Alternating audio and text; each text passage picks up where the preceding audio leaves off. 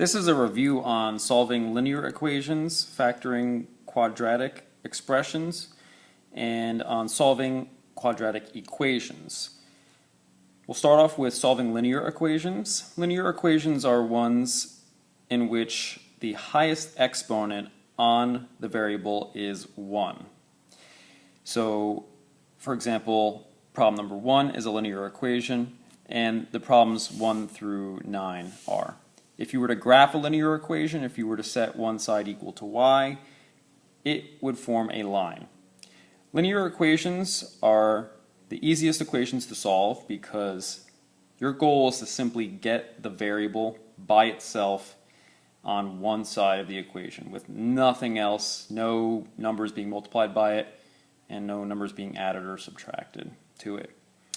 So in number 1, we want to get x by itself.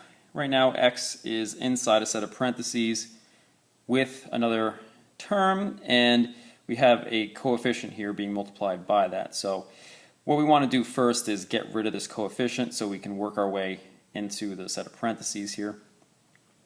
And we have the option. We can divide both sides by 2, or we can distribute. Either way is fine. I'll divide both sides by 2 here. And that leads me to 2x plus 1, so what was inside the parentheses first, equals 73. Next step, I would subtract 1 from both sides and get 2x equals 72, and then divide both sides by 2.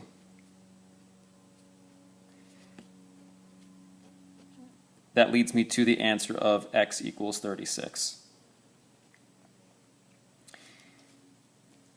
In number 2, I would multiply both sides by 2 because I have this denominator here and I want to get rid of that as my first step. So if I multiply both sides by 2, that will achieve that goal. This 2 and this 2 cancel, and then I'm left with the denominator, 3n minus 9. And then over here on the right hand side we have 30. Pretty simple. After that, add 9 to both sides, and then divide both sides by 3. And you get that n equals 13. That's the value of the variable that makes the original statement true. Number 3. Pretty simple one. Add 3 to both sides, and then divide both sides by -9.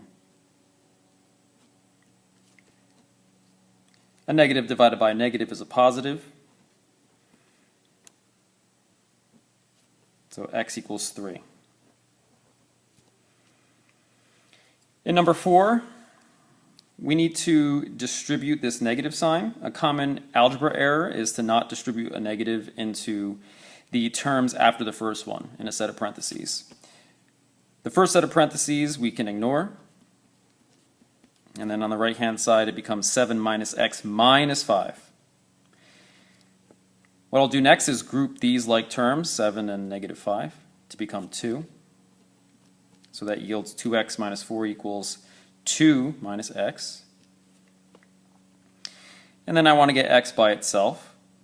So what I can do is add x to both sides,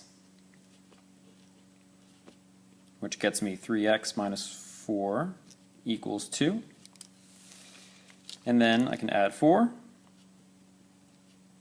which gets me 3x equals 6, and then divide both sides by 3 to get that x equals 2.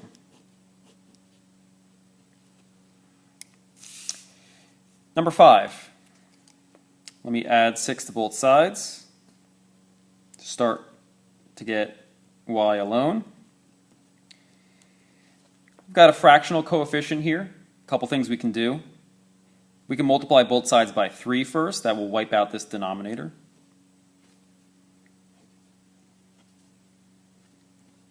And then the 3 times 14 equals 42. Then we can divide both sides by 2 to get y equals 21. So that got us to the answer with a few steps. An alternative would be to multiply this fraction by its reciprocal, which is 3/2. That will wipe out the fraction in one step. Number 6. This, I would say, is one of the more difficult ones. Don't be intimidated, though, by the fractions.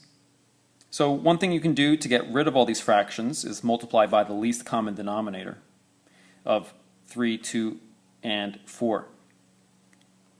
Well, the least common multiple, the smallest number that is a multiple of 2, 3, and 4 is 12.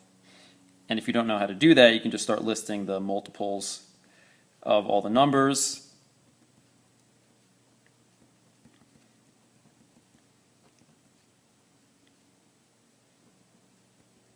And you would find that 12 was the smallest number that was common to all of them. So I will multiply both sides by 12. We just have to be careful and keep things in our memory as we go. So first I'll do 12 divided by 3. That's 4. And then 4 times 2t plus 4 is 8t plus 16. 12 times 1/2 is 6.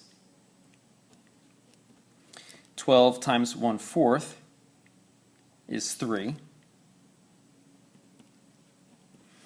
For this one, I'll do 12 divided by 3, which is 4, and 4 times -7 is -28. So you just have to be careful. You might want to write out the steps a little bit more. Like, for example, when I did the 12 divided by 3, I might want to just say, okay, that's 4, and then do parentheses 2t plus 4, etc. Now it's a matter of getting the t's together. So 8t and 6t is 14t.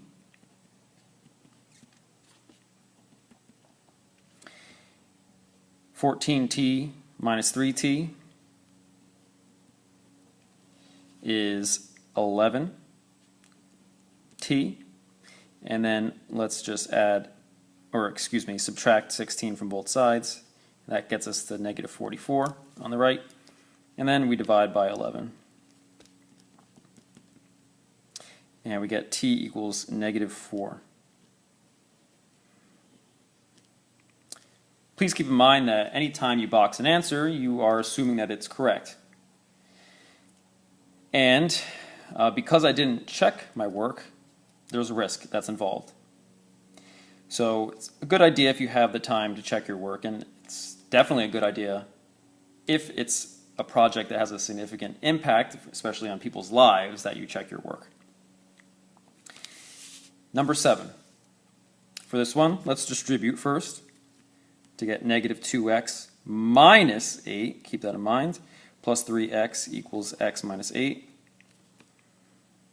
And then we can group the x terms on the left-hand side to get x minus 8 equals x minus 8. Notice at this stage that the left-hand side is identical to the right-hand side. So you could say that this is an identity. You could also say that there are infinitely many solutions, that x can be any real number. There's several ways that I would say are acceptable. It depends on who you're working with and what they consider to be acceptable. I'll use this all real number symbol here to indicate that we can plug in anything we want for x, and this is going to be a true statement. Same thing up here. Number 8. Again, distribute. 9x minus 3 equals 9x plus 7. Here we can stop. We could go further and, for example, add 3 to both sides and subtract 9x from both sides. But you'll come to the same conclusion. The left-hand side is not going to equal the right-hand side. So let me just show you. I'll add 3. I'll subtract 9x. So 9x minus 9x is 0, or 0x, and then 7 plus 3 is 10. Well, 0 doesn't equal 10. So there's nothing that we can do here. There's no value of x that's going to make this a true statement. Therefore, we say there's no solution, or it's a contradiction, or we use the null set symbol. For this one, pretty easy. Just group the n's. There's no significance here that the n is capitalized. And then I'll subtract n from both sides. And we might as well subtract 20 from both sides as well. So we get n equals 16. So those are some examples of linear equations.